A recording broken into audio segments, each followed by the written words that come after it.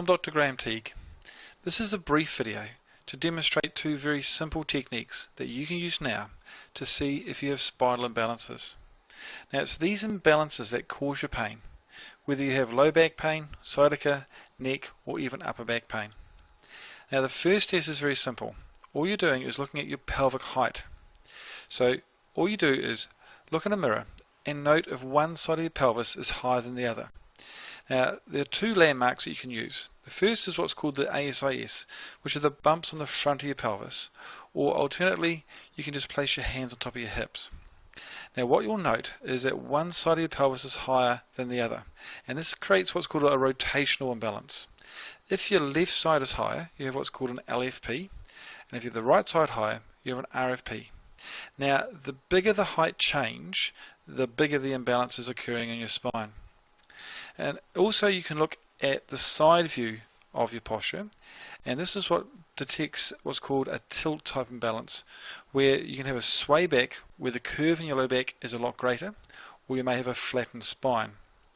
Now it's the pelvis which is the foundation of your spine, and it's the imbalances that are centered around here that can create pain throughout your spine, causing both muscle as well as joint tension.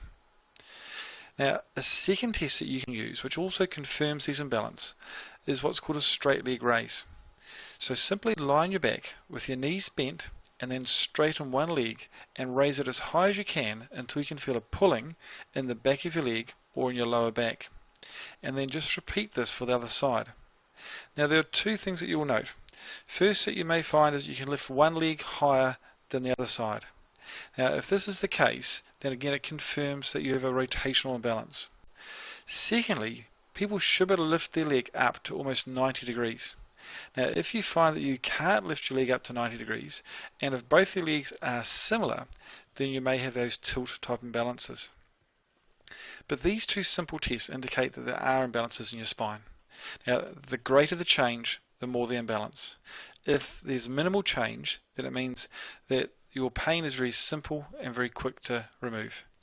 If the imbalances are greater, then pain is still very simple to remove, but it will take a small amount of time to return your spine to balance.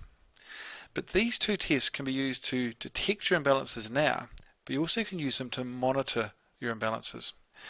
Long-term wise, you can use these same tests to make sure your spine stays in balance, which is important for a long-term future of being